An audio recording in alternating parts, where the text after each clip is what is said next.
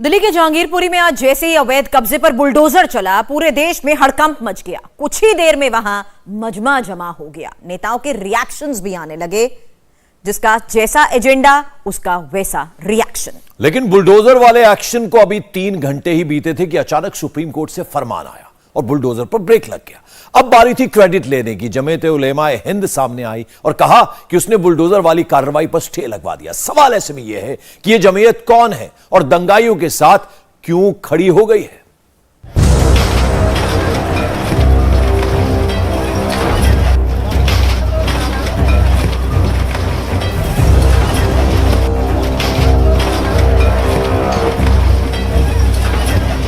इस वक्त हम कुशल चौक के पास मौजूद मस्जिद के सामने हैं। यहां बुलडोजर कार्रवाई कर रहा है।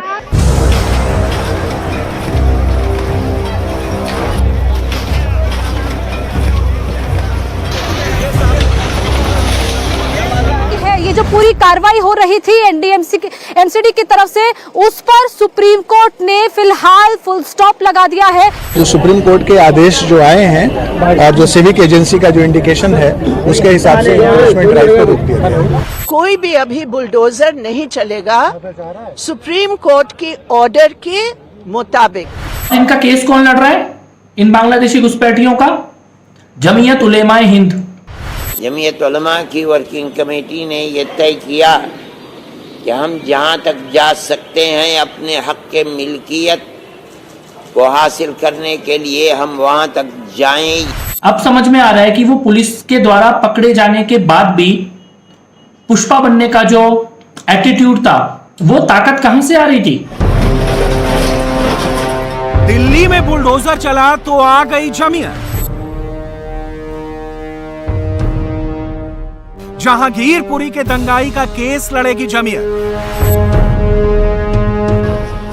जहां जहां बुलडोजर, वहां वहां जमीयत क्यों? क्या ये पूरा ऑपरेशन अब बुलडोजर वर्सेस जमीयत का हो गया है?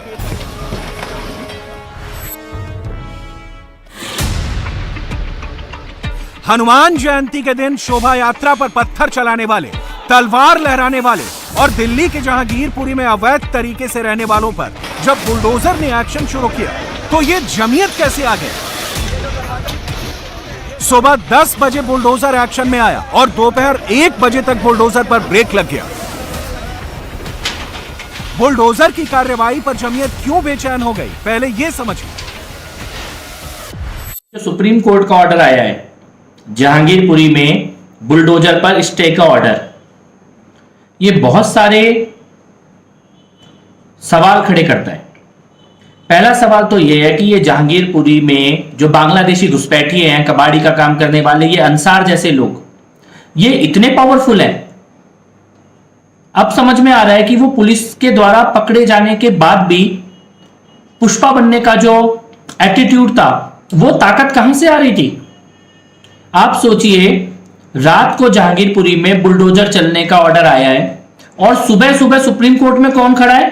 कपिल सिब्बल, दुष्यंत दवे, संजय हेगड़े, प्रशांत भूषण, ये सब सुबह सुबह सुप्रीम कोर्ट में खड़े हैं बुलडोजर पे रोक लगाने के लिए। और इनका केस कौन लड़ रहा है? इन बांग्लादेशी घुसपैठियों का जमीयत उलेमाए हिंद। कौन है जमीयत उलेमाए हिंद? वही ऑर्गेनाइजेशन है जो अहमदाबाद में बम ब्लास्ट में जो इस्लामिक आतंकवादी पकड़े गए, उनका केस लड़ रही है।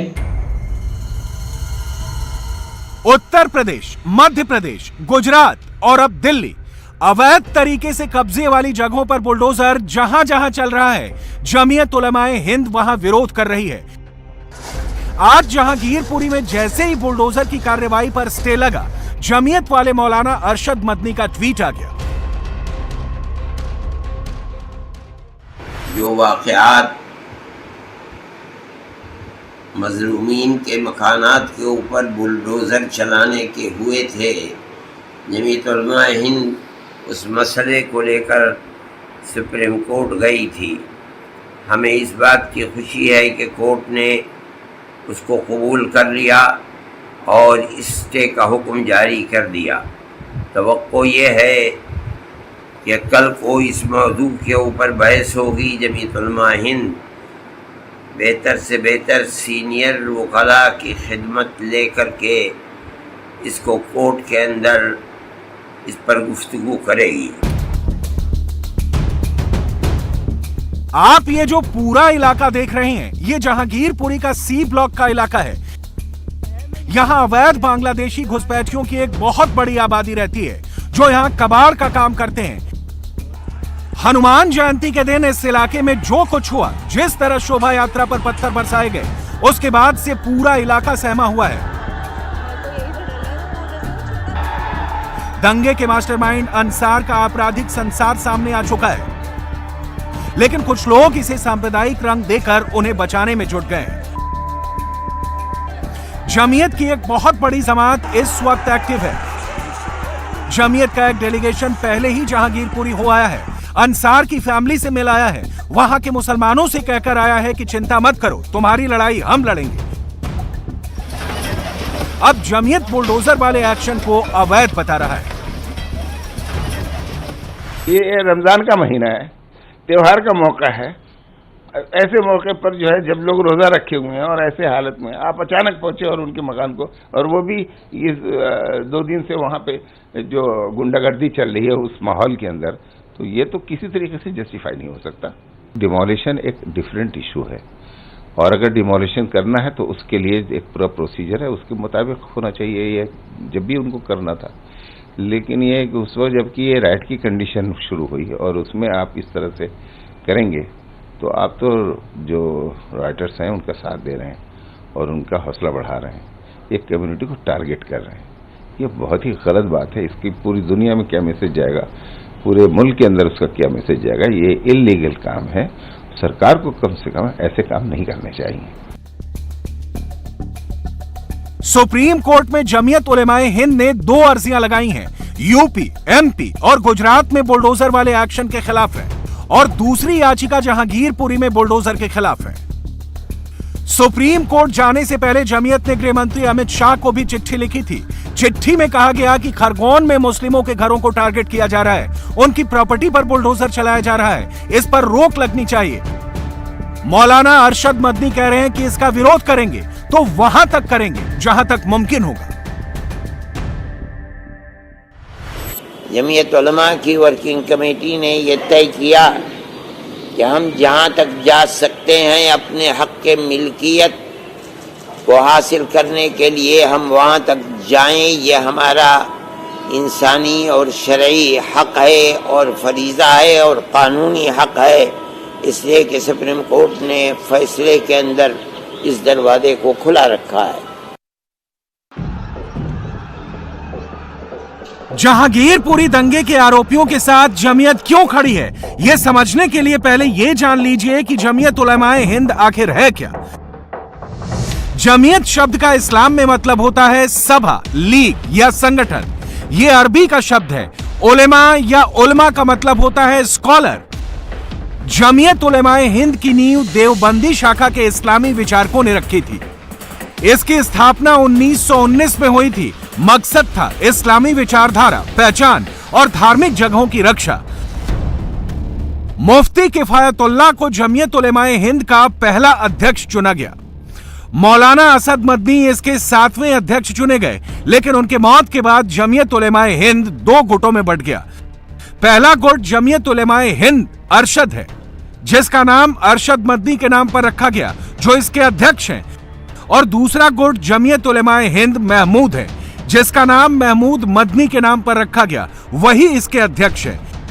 एक गुट चाचा के पास है और दूसरा गुट भतीजे के पास। मौलाना असद मदनी के छोटे भाई हैं अरशद मदनी, और असद मदनी के बेटे हैं महमूद मदनी। मौलाना असद मदनी से जुड़ी एक जानकारी बेहद अहम है। वो बांग्लादेश में काफी लोकप्रिय थे। वो पहली बार 1933 में पूर्वी बंगाल गए और उसके बाद 1973 से करीब हर साल वहां जाते रहे हैं। बांग्लादेशी मुसलमानों के लिए मदनी परिवार का लगाव साफ है। अब वो जहांगीरपुरी दंगे में शामिल बांग्लादेशी मुसलमानों के लिए सामने आए हैं, तो इसमें हैरानी नहीं होनी चाहिए।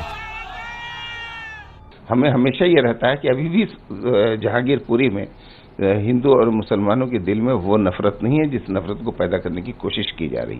अभी भी हम ये कॉन्फिडेंस के साथ कहते हैं कि वहाँ की मेजॉरिटी न मुसलमान न हिंदू, वो कम्युनलाइज नहीं है, वो इस चीज़ को पसंद नहीं करते हैं। ये सिर्फ कुछ लोग हैं जो ये गुंडागर्दी के को उन्होंने उठा रखा है और सरकार उनको इनकरेज कर रही है।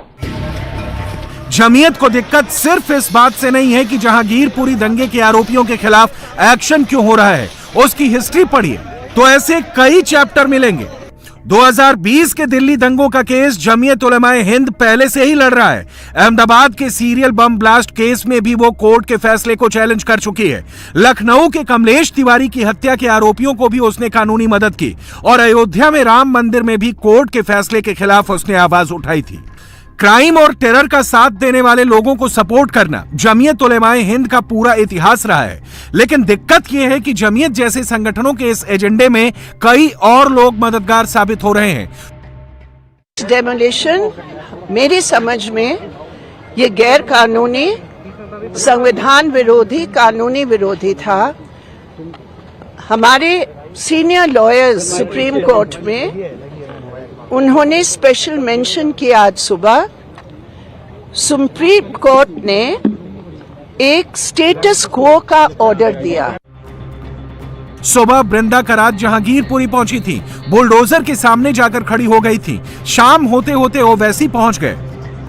सबकी अपनी पॉलिटिक्स है, सबका अपना एजेंडा है। ओवैसी कह रहे हैं कि बुलडोजर सिर्फ मुसलमानों को देखकर चल रहा है, मुसलमानों को टारगेट किया जा रहा है।